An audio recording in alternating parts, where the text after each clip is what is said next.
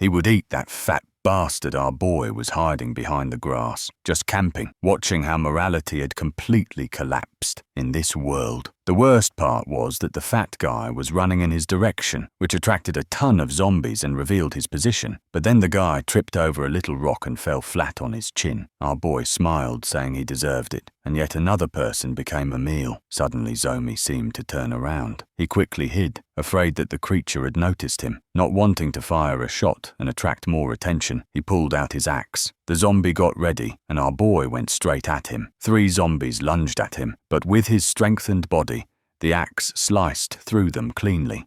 He cleared out the creatures, and when he was done, he looked at the fat guy's body. The system tells him that he can loot the resources and even use the fat guy's ring to upgrade his own. Our boy quickly realizes that the only way to strengthen his warehouse is by killing other people. But then the system tells him to look up. He throws himself to the side, narrowly avoiding a sword strike from Jiren, who was impressed that the kid was that fast. Now, our boy would have to deal with this guy. Gian smiled, saying that he finally appeared, and revealed that he had jumped from the window just to trap him. The protagonist asked how he knew he was behind the wall. Dran laughed, saying that the crick was ridiculous, and that being so inexperienced he was going to die at his hands. Our boy, looking desperate, said that they wouldn't know until they fought. Jiren smiled, saying that at least he was confident. In an instant, he advanced with a punch that destroyed the boy's shield. Jiren warned that he would now experience the strength of someone with abnormal power. Our boy got a slight kiss on the cheek and nearly died. However, he pulled out his axe and went for Joran's ribs, but the guy quickly noticed and kicked him, and that's how this Dragon Ball Z fight went, with our boy getting thrown far away. Gian asked what he thought of his fractured sternum, and the protagonist realized that this guy was extremely experienced in combat, but Jiren simply said that his game was about to end, and jumped toward him. However, the boy charged ahead first and grabbed him by the waist. Jiren was surprised that the boy could still move. Running with Jiren in his grip, our protagonist asked why they couldn't live peacefully. Gian elbowed him in the ribs, making him spit blood, but he kept running and asked why Gian didn't just use his gun. Gian replied that since the boy wanted it so badly, he grant his wish, pulling out the gun. At that moment, the boy bit Jan's arm, telling him he would kill him. He threw him away, and while Jan was off balance in the air, the boy started pulling out his shotgun, but Jiren smiled and aimed his revolver, only to find a cannon pointed at his forehead. Exhausted, our boy now had Jiren sweating,